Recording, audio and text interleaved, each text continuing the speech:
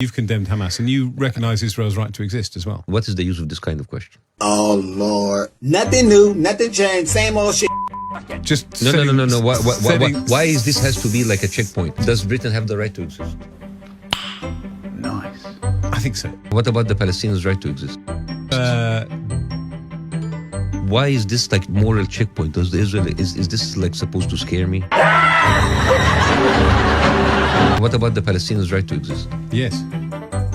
Okay. Lots of people believe in the But not two-state Israel. solution. So Israel wants us to acknowledge its The right to Israeli exist. government. Oh, the Israeli government and the people who voted for them was, by the way, that like their society is becoming more and more radical. But like, let's say Israel government, like they put us through all of these moral checkpoints. Does Israel have the right to exist? Does Israel have the right to defend itself? But when we ask them the same question about Palestinians, they have all of these like whining answers that they don't want to exist. They don't even want the right to other people to exist. It's true. We're all in danger. It doesn't make sense anymore. You understand?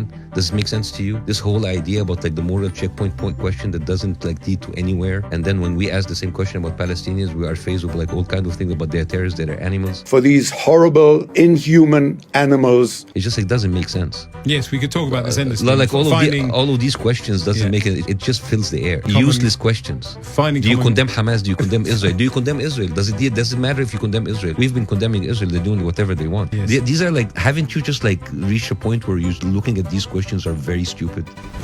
Emotional damage. Here's the thing about like Israeli spoken. Naftali Bennett went on one day on Al Jazeera, and he said, not every people in the world have the right to exist. The Kurds doesn't have a say. The people in the past doesn't have the right. Not everyone in the world who wants a state gets one. The Kurds, for example, don't have a state. They want one. The Basques want a state. They don't have one.